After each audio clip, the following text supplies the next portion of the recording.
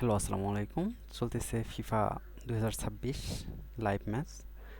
অনেকেই আছেন যারা লাইভ ম্যাচ কিভাবে দেখে জানি না, বা দেখা একটু টাফ হয়ে যায় ফ্রিতে।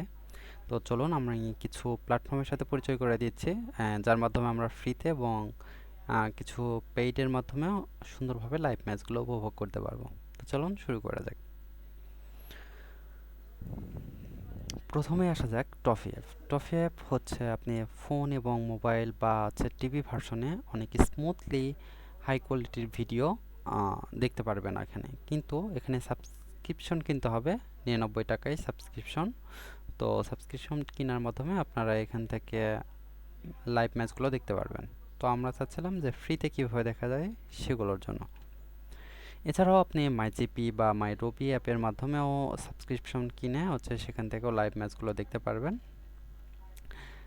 এছাড়াও বিভিন্ন টিভি চ্যানেল যেমন বিটিভি বা টি স্পোর্ট, জিটিভির মতো টিভি চ্যানেলগুলোতেও ফিফা 2026 ম্যাচগুলোকে লাইভ সম্প্রচার করা হচ্ছে। তো আপনারা চাইলে সেখান থেকেও ম্যাচগুলোকে দেখতে পারেন।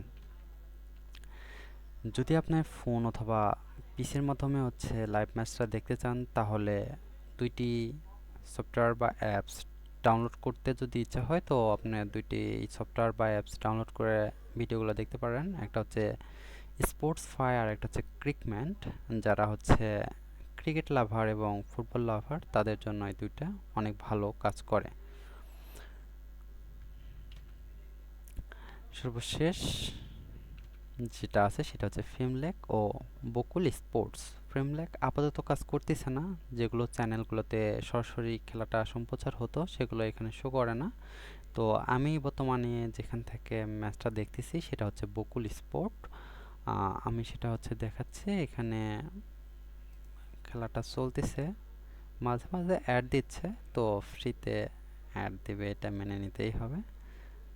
আমার এখানে একটু নেট ইস্যুর কারণে স্লো Pause হচ্ছে, তো এভাবে দেখা যাচ্ছে।